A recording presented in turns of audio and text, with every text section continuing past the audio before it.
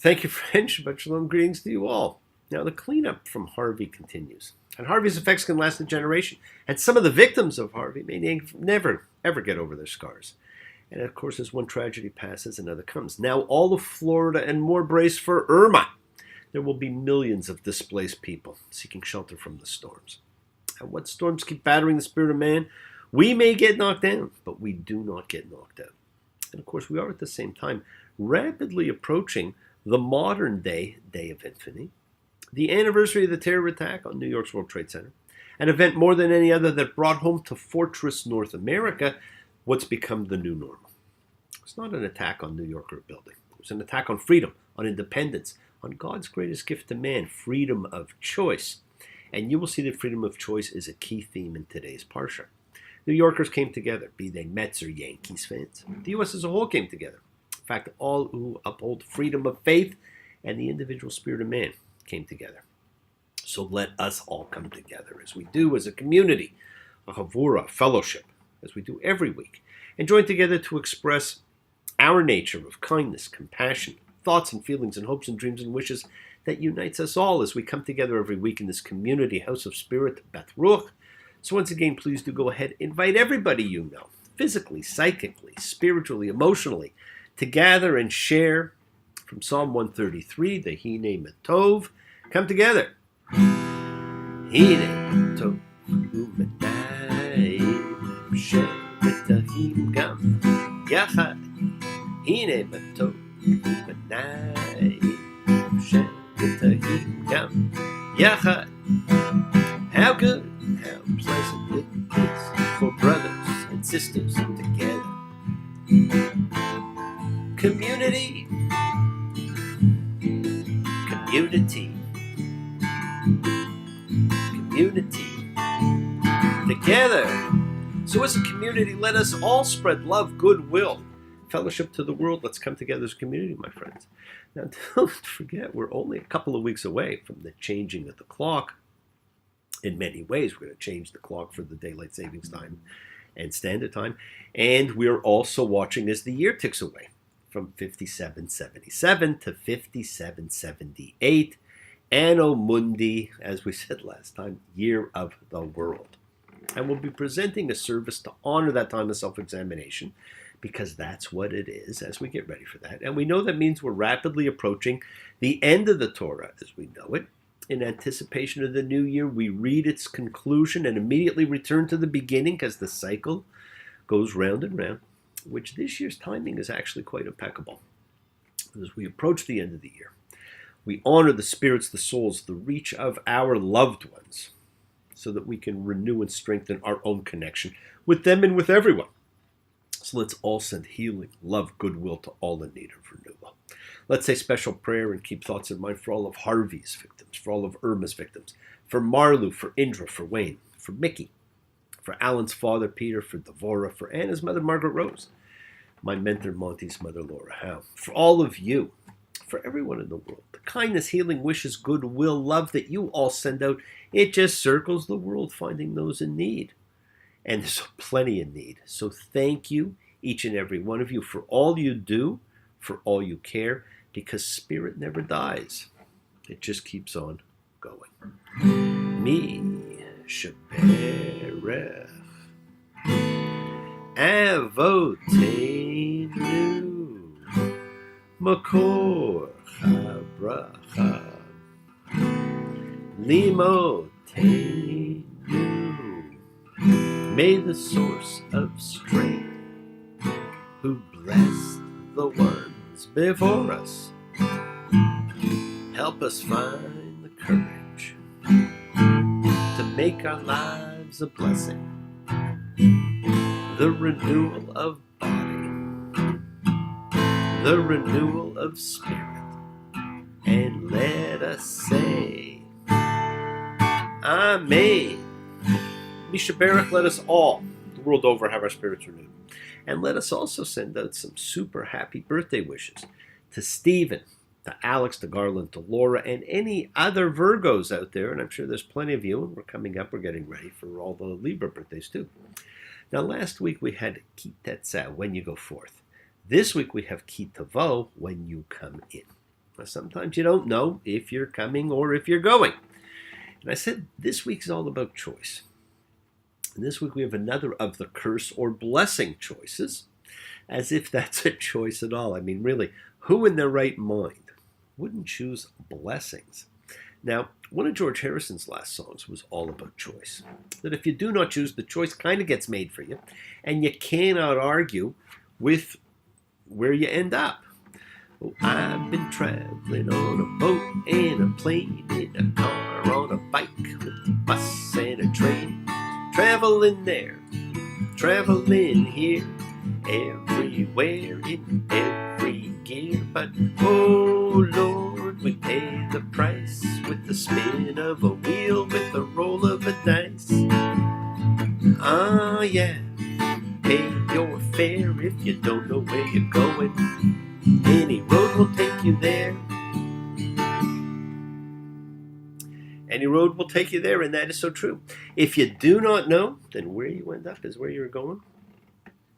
Can't argue about it. And the choices Moses talks about, it's the same kind of thing. It's where you end up. And these are choices that can actually last forever. And we have a list of 12 curses, and really what's one great blessing. And it was not designed as one curse per tribe, even though people have tried to allocate each of the curses to each of the tribes. But, you know,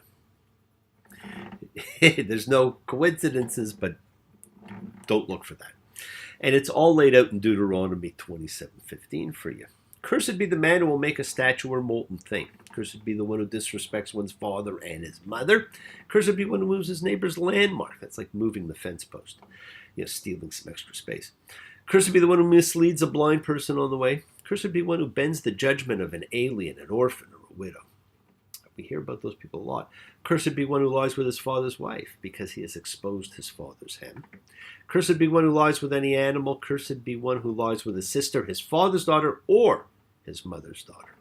Cursed be one who lies with his mother-in-law. Cursed be one who strikes his neighbor in secret. Does that mean it's okay if you strike your neighbor and it's not a secret? Cursed be one who takes a bribe to strike a person, innocent blood. I guess that'd be like an assassin. Cursed be one who will not uphold the words of this instruction to do them. Okay, well, as you can see, these include many of the usual suspects. No images, no dishonoring parents, no forbidden sexual relations. All of these things were talked about earlier, and in many cases more than once. But the real kicker is that last. Cursed be one who will not uphold the words of this instruction to do them. And of course, the word for instruction is Torah. Now, the curses seem like a list of sundry examples of the laws that Moses has given so far up until now, and most of the things that are forbidden are uncommon and easy to avoid doing. So the people as a whole in each line are readily happy to say Amen to them. But that final curse is on anyone who will not support and perform the words of this Torah, instruction. And that is the Torah as a whole. The people are led to a point at which they must say Amen to the full book of instruction. Now talk about reading the fine print. Here it's telling you it is all or nothing. And again, we don't really know whether it means just the individual is to be cursed or whether all of the people as a result of it will be cursed. And I mean, that's been a debate for an awfully long time. And there's a couple of really interesting things in this parsha, aside from this incredible list. This contains one of the Torah anomalies, when the written word and the oral recitation differ, and differ significantly. And that's found in Deuteronomy 28:30. You will betroth a woman, and another man will ravish her. You'll build a house and you won't live in it. It goes on. But the phrase in question is ravish her. The written text of the Torah, which is known as the Ketiv, what is written, uses this strong term. Now, when it's read, what is read is called keres. So we have Ketiv for what is written, keref for what is read. A much milder term, lie with her, is substituted. And this happens several times throughout the Torah. Now, the Torah, in order to be kosher, must read, in the written word, ravish. But if you read it that way, you will be corrected, because you're supposed to say lie with her. Now, I can't tell you with any certainty how this came about. I can only guess that it just sounded too rough to say ravish, but it's just one of those little things, and there's several of them throughout the Torah. But this one is the one that really sticks out the most. We also have incredible insight into the performance of liturgy, because we're told what the first full-fledged liturgy in the Torah for this agrarian society actually is. And what we see is it's actually taking history and making history a part of the ongoing actual prayer service. Because we see how the interaction with the priest really worked. You bring your fruit offering to the priest. This is all in Deuteronomy 26:4. And then you say, I declare today to the Lord your God that I've come to the land that God swore to our fathers to give to us. The priest takes it, lays it at the altar, and then you continue. My father was a wandering and perishing Aramean. So he went down to Egypt and resided there with few persons and became a big, powerful, and numerous nation there. And the Egyptians were bad to us and degraded us and imposed hard work on us. And we cried out to the Lord, our father's God, and God listened to our voice, saw our degradation and our trouble and our oppression. And the Lord brought us out from Egypt with a strong hand and an outstretched arm, with great fear, with signs and with wonders. And he brought us to this place and gave us this land, a land flowing with milk and honey. And now here, I've brought the first fruit of the land that you've given me, O Lord. Now this offering of the harvest, and we're told you have to have enough to also give to the Levite, to the sojourner, to the orphan, to the widow, right? It's the priests and to the downtrodden, right? So from the beginning we see this was a nation of laws that's built on caring for others. Okay, so and this was history. This was a recitation of the story that everybody was familiar with, but now it's part of the actual prayers. Now, the two most likely candidates for the Aramean about to perish, Abraham, who we believe came from Mesopotamia, and Jacob, who spent 20 years there after fleeing from Esau.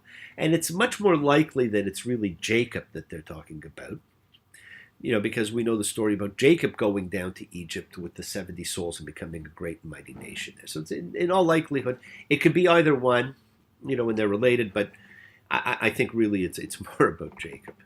Now there is also a word here that's been in dispute. It's a verb, and the verb is oved. Now some understand it to mean wandering, though when it's used elsewhere in the sense in the Torah, its meaning appears to be much closer to lost. And for whatever reason, historians much prefer wander. And I guarantee the translations that you read probably say wander. But I think that lost says so much more to us. Amazing grace, how sweet the sound that saved a wretch like me. I once was lost, but now am found. Was blind, but now I see. Now the other incredible thing here, tied into this, even though the curses are about really crucial matters about living life together, the no taking bribes and no corrupting of justice, but the one that really stands out is this one about misleading a blind man on the way. Of course, Amazing Grace is about somebody who was lost and was blind, and in that instance, they're talking really about the same kind of thing. We are all on the way, my friend. We're all on the road. And we can be blinded and we can blind others. Now, what is blindness? Our lack of seeing brings discrimination, non-communication, fear, stereotyping. And there are plenty of references to blindness here. You will grope at noon as the blind man gropes in darkness, and you will not make your ways prosper, and you will be only exploited and robbed always with no rescuer. Blindness has so many horrible ramifications to it. And we've got to really be careful about being blind. He's a real nowhere man, sitting in his nowhere land, making all his nowhere plans for nobody. He's as blind as he can be, just sees what he wants to see. Nowhere man can see me at all. Do we ever learn to see? Yes, the world is sacred. So is everything in it. Express your gratitude, light a candle, bring light into the world. Make a wish, celebrate your life and the lives of those you love, share your feelings with them. Live free, be free, honor your freedom, be well, be happy, and be blessed, my friends. Share and honor the light and all who live in the light and continue to shine and continue to send everybody you know goodwill and love. Pray for peace and freedom for everyone, an end to terror and hatred. Remember, we are a community, my friends. We learn together, we celebrate each other, we love each other. We share this ride together, men and women equally. So let us send out love, not fear. Send out peace, harmony, good healing to all who need it. Just think of one person you haven't called to say I love you and call them and say I love you. And learn to forgive. Learn to love. Open your hearts. Honor the relationships of your life. Take advantage of the time you have together. We take the twists and turns and the patterns that weave through the fabric of our lives in our effort to grow, to learn to be, to love. So please do love, my friends. Now, bless you all. Have a fantastic week, a week of love and light, a week of peace. Examine your intentions, your Kavanaugh. Use them to imprint your will on the universe. Remember, we do set in motion all that happens in our lives. Our intention, our cause, our effect, everything is linked. You always have all knowledge within you. You have the time to forgive and to be forgiven. You know what's good and bad. Acknowledge what you've done wrong to yourself, to God, to another person. Ask forgiveness. Get in the habit of it. Do so with sincerity, accountability, vulnerability. Forgive everybody who's hurt you as you learn to be a forgiving and compassionate person. Do not stop your search on your journey. Do not stop and do not be blinded. Do not blind others. Keep on dreaming. Keep on being, keep sharing, keep shining, keep teaching. Keep spreading joy and goodwill to everybody you know. Follow love. Don't follow fear. It's always in front of you. Remember to have faith and unwavering adherence to principle, just as I have faith in the principle of love in all of you. Act with your purity of heart and mind. Despise none, defraud none, hate none. Cherish all. Honor every child of God, every creature of the earth. May all people know peace in the year. May you nurture kindness and love everywhere. Work to be present in your body. Expand your heart, quiet your mind, because the deepest source of your real power lies in consciousness, your mindfulness, and the ability to be aware, to be present. Awareness is everything, and you want to be present in all circumstances. Now make the most of your time in this life. Recognize your ability to be a contagion of holiness, to touch and transform the lives of everybody around you. You are blessed, and you have the ability to bring blessings and light to everybody you meet. So bring health, love, renewal to everybody you come across, because we're all energy, and energy cannot be destroyed. It can only be transformed. Friend, your words are your power to transform, to love. Be generous with them. Bless others. Bless yourself. Love with your hearts. We're all part of a greater whole. Keep your eyes open.